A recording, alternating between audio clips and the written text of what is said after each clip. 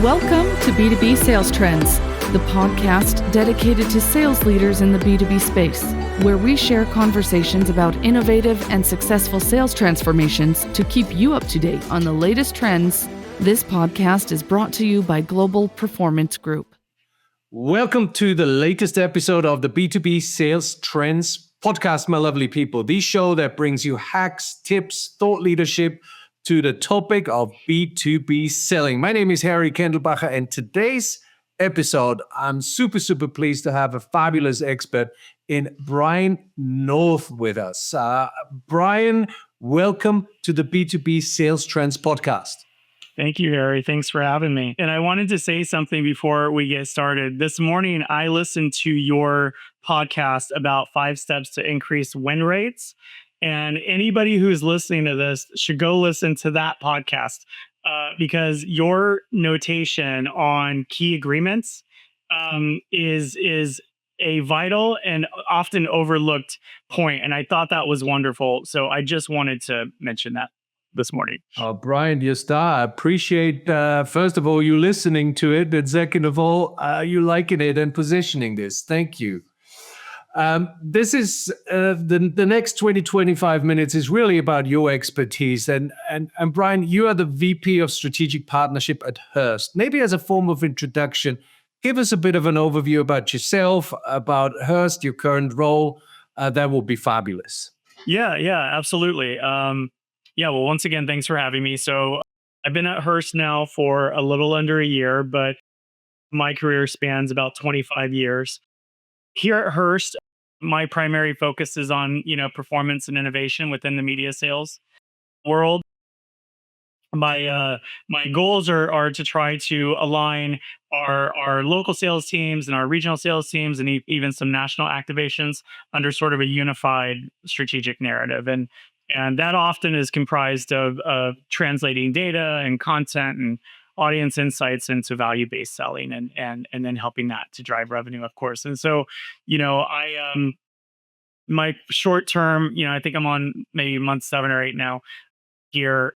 The focus has really been for me to create sort of a consistent execution across what's somewhat of a decentralized sales force across an ever-changing media landscape, right? And so, just a little background on me. I got started off in integrated marketing on the agency side about 25 years ago.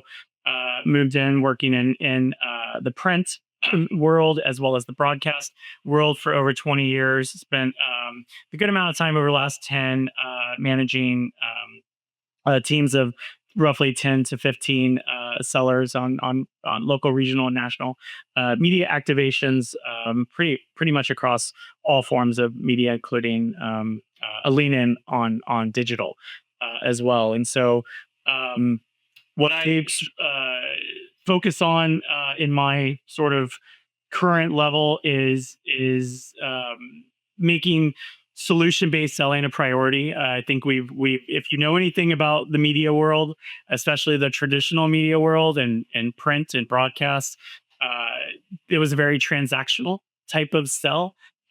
There were those days when you would, go play golf and close a deal on a martini lunch, of course.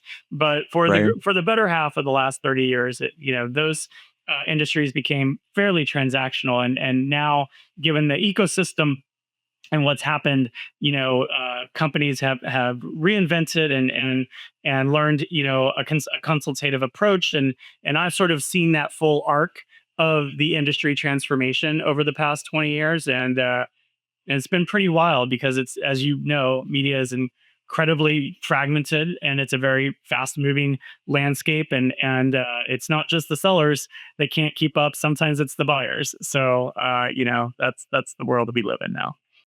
Yeah.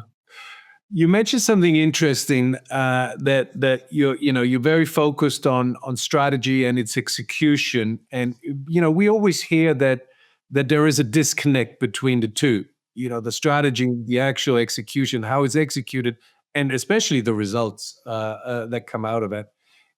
In your industry, or outside of your industry, because I don't think it's industry specific. what do you see as the biggest challenges when it really comes to turning that sales strategy into actual, what sticks for frontline sellers, and what's sort of the disconnect between the strategy and the execution? Yeah, that's a really great question. And what I've observed is the breakdown often happens in translation. And strategy is typically built in conference rooms, right?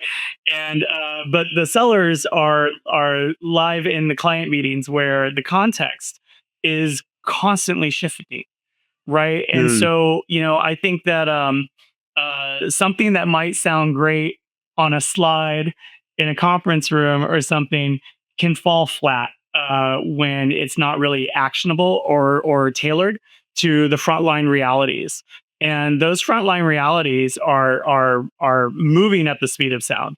And I think you're right, Harry. I don't think it just applies to working within media. I think you see that in tech and healthcare and finance and all types of sales. And so the biggest challenge right now is that distilling sort of those complex strategies into repeatable seller friendly narratives, right, that align with how clients are actually buying.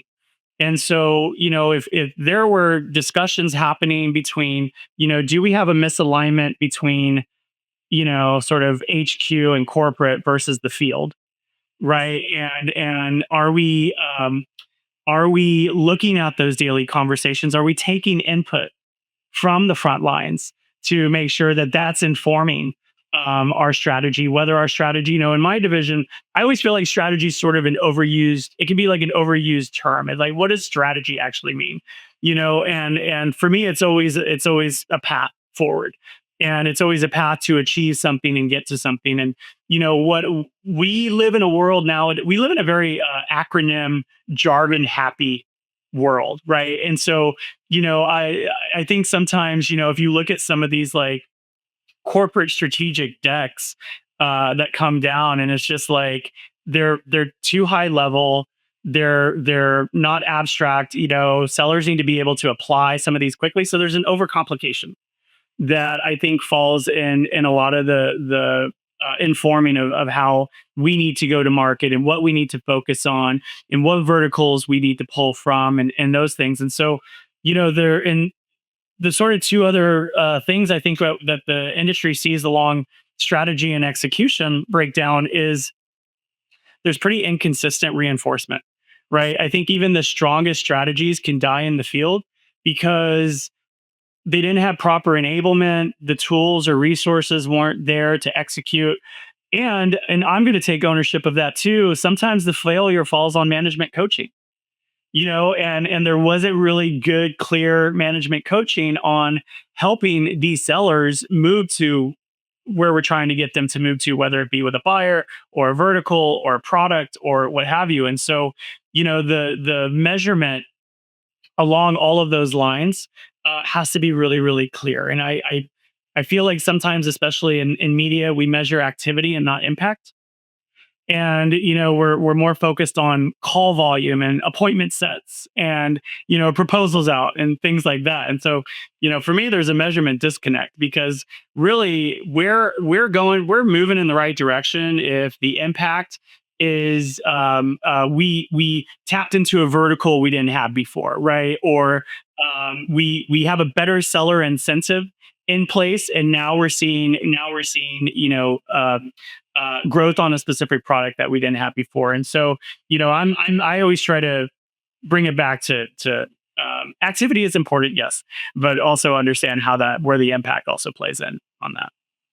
Yeah, and I agree with you on a lot of the things that you've shared. I think one of the simplest disconnects between strategy and execution that I always see with other organizations is that, yes, leadership comes up with that deck, as you referred to, and they think they have it all figured out. They trickle it down to one level down maybe, but then it gets diluted from there to the actual people who need to execute it where it matters most, at the point of customer interface. And that's where the challenge then really is. And sometimes as simple as, have we really communicate what our path is, as you had described it effectively to the people who need to execute. Sometimes as simple as that, Yeah. there is a disconnect. It's fascinating. You know, obviously it takes then for the sellers a certain mindset and a skill set. You are in an industry which is fast moving, constantly changing. In such fast changing industry, and I'll say industries because many are fast changing these days. What in your opinion sort of shifts in terms of mindset and skill sets do you think sellers need nowadays to execute effectively on some of the strategic goals that hopefully have been communicated? So Yeah. what sort of a mindset and skill set do you think that sellers need today to execute effectively? Yeah, that is a really good question, and I listened to a few of the podcasts that you've produced recently, and if Oh, thank you. you kind of look at what the thread and what sort of commonality in the thread and a lot of what the folks are saying, and it's so true, and that's that there's that shift from being a product pusher to a business problem Um, solver, right? And so I think that I'll give you something that just happened yesterday. I had my team pair up and give me a 10-minute problem strategy. What are we solving for solution on an account? And they had to do it within 10 minutes, because I feel like if we can't identify the problem and say here's the solution to that problem, or here's the business outcome we're looking for, then we got to acquire a little bit more knowledge, right, on what we're doing. And so there's that shift, and it's so easy, especially in my industry where we are product heavy, right? I mean, because we're out here selling social ads and print ads and television ads and magazine ads and everything that you see on your mobile device. And so there's just a lot everywhere for everybody to be at all times, and it can be really uh, overwhelming, I think, for the sellers and the buyers. And so they just go to sort of their comfort products that they know how to sort of talk eloquently about, and they know that there's some good metrics on. But sometimes those comfort products are not going to solve the business problem Sure. that they're trying to solve for. And so, One. I think and so you asked about mindset and skills and the shift. So, I think that it requires more than just knowledge. I think that people have to have curiosity. I think that you have to be really adaptable. I think that you need to be able to synthesize data into insights. All of that is really important. You got to move your mindset from selling inventory to solving problems, Yes. period. And you also have to be really, really comfortable with ambiguity. And what I mean Mm. by that is being okay with fluid processes and evolving product sets.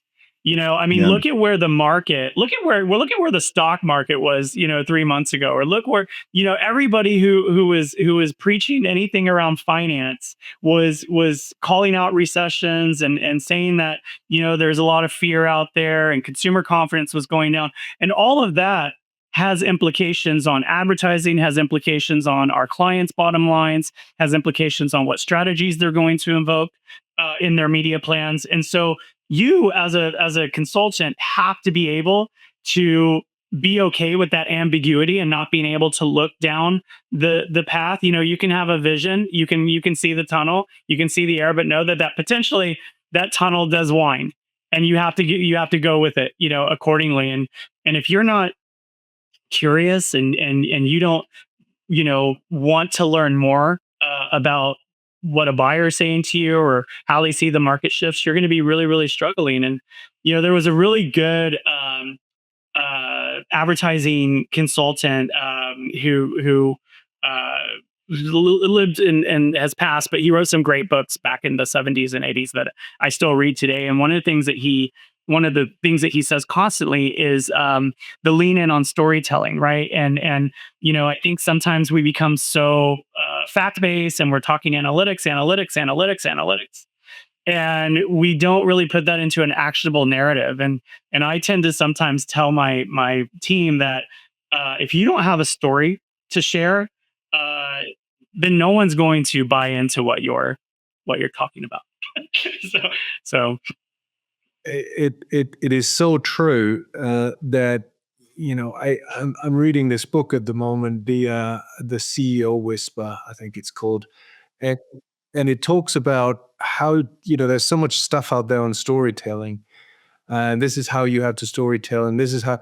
But the reality is, it's only a good story if it's dead simple. If you can really explain it in simple terms to a kid in a way that and that child understands it. So keep it as simple as possible, because otherwise you lose people and they will not follow you. I want to get back to this. I like your term, what you said about comfort products. I actually haven't heard that term yet, so thank you for sharing. I'm going to nick that off of you. It's the idea of, okay, we really have to get into a problem-solving mindset, and in our terms, we always refer to it as outcomes. So if we can provide outcomes to our clients, what's the point in having a conversation, right? Why? Because the relationship won't last.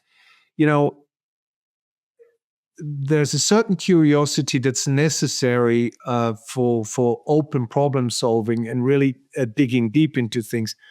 Why do you think that people are uncomfortable doing that? Well, we talk a lot in sales leadership about skill and will, right? We talk a lot about the competence aligning with confidence, and if you don't Right. have both of those in measure balanced, sometimes that can come across to your Right. approach.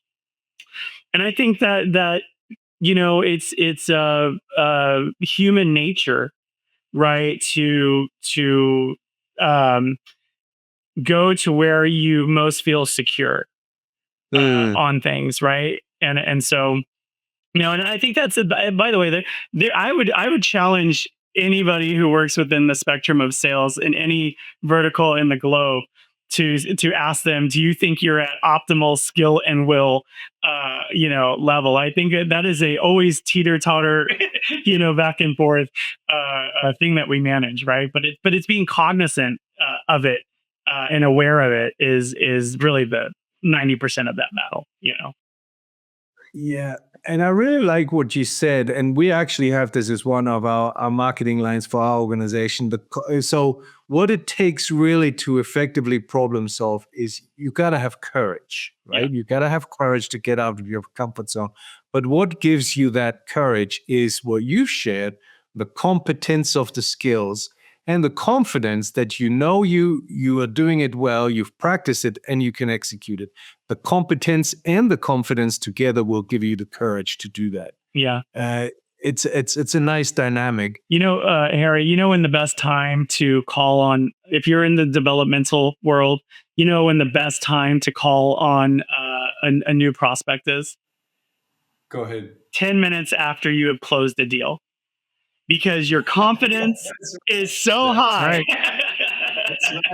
That's right. This competence is sky high. You think you have the competence because you just closed it. So go for another one. You're probably busy celebrating at that stage. So Right. that's why people don't do it. Right.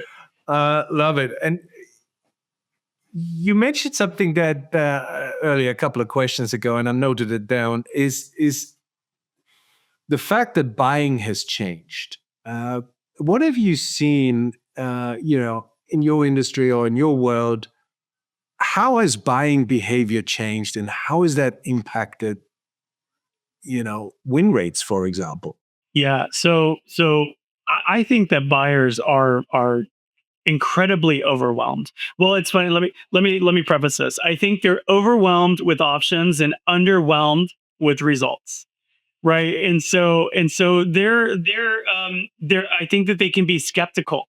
They're skeptics by nature, because if you're not, really tuned in on the business outcome and the client strategy, and you don't know a lay of that land, and you haven't really mapped it out, and in my opinion, you're wasting the buyer's time. And so I can understand, and there's a lot of individuals that just don't take the time and effort, that's needed in order to qualify that prospect and move them where they want to move them. And so, I think that long answer to your short question, the buying mindset has become more skeptical, I think, than where it was 10 years ago or 15 years ago. And that's just because I don't want to say bad actors, but there's just a lot of people who are not willing to do the work that is really required as well. With that being said, I think that buyers are, especially in the agency side of things, they're being held accountable to measurement and performance and attribution and budget efficiencies more than they ever have been. And so brands are doing that, and brands have their in-house teams that are doing that as well. But if you monitor what's happening within the advertising agency world, I mean, it's like, hire, fire agencies like every, 6 months to a year, because brands get in, they don't like it, they bail. And that's really hard for buyers to really understand the brand alignment, get in with the product long term, build out long term visions, all of those things. And so, in some sense, that level of accountability and the pressure that's on our buyers has really become intense. So, yeah. And because they're skeptical, more skeptical, that makes them more risk averse, yes. right? And that's why you suddenly have a bigger buying committee. You have more stakeholders, because not any individual wants to take the risk anymore. They need to share the risk, and therefore, problem for the sellers, more stakeholders, more conversations. Sometimes stakeholders you don't feel comfortable with. Suddenly there's a financial buyer. It's always expanded this whole, and where it started is the skeptical piece. And I really like what you said about overwhelmed with options and underwhelmed with results. That's really cool. That's the second thing I'm going to nick today from you. Thank you. Well, I'll tell you, in your podcast that you did, you talked about that risk of doing nothing. Yeah. And it is again, it's one of those things that consultative sellers really need to lean in on a little bit more, because sometimes I think that the fear of doing nothing is sometimes known but not discussed, and doesn't want to be approached. And so you, as a seller, you have to kind of start that conversation. You've got to and sometimes give them things that they haven't thought about, as well within that risk averse. So I love that you mentioned that. And so there's two things that you taught me in your reading. There you go. You and me are even now. That's great. That's great. Brian, you mentioned earlier the coaching aspect of that. Let's get this piece a little bit back onto the execution of sales strategy. You mentioned a little bit that coaching is really important in that execution part of things. You as a senior leader in your industry, what would be the one piece of advice, should I say, you'd offer to ensure that sales strategies are really used and not just stayed on paper, but actually drive results? What would be your advice to other leaders and peers? If you don't believe in it, they're not going to believe in it. Mm-hmm. And that really comes across. And so, you can pound pavement on product and solution, and you've got all these talking points, and you've got customizable decks, and you feel like you handled objections. But I'll tell you, at the end of the day, humans buy from humans, and they know if you believe in what you're really selling, or if you don't. And if you don't really believe that you got the right solution, and that it's a proven concept, it's been qualified, it's been activated, we know that we can do this for you, and without a shadow of a doubt that this is what they need, that's going to solve that problem, you're going to have a tougher time selling it. And so that's my single advice on that. My last question on every podcast, and I can't believe we're almost out of time already. The time really flew by with you. Fascinating insights. Last question on every podcast is always, what do you think?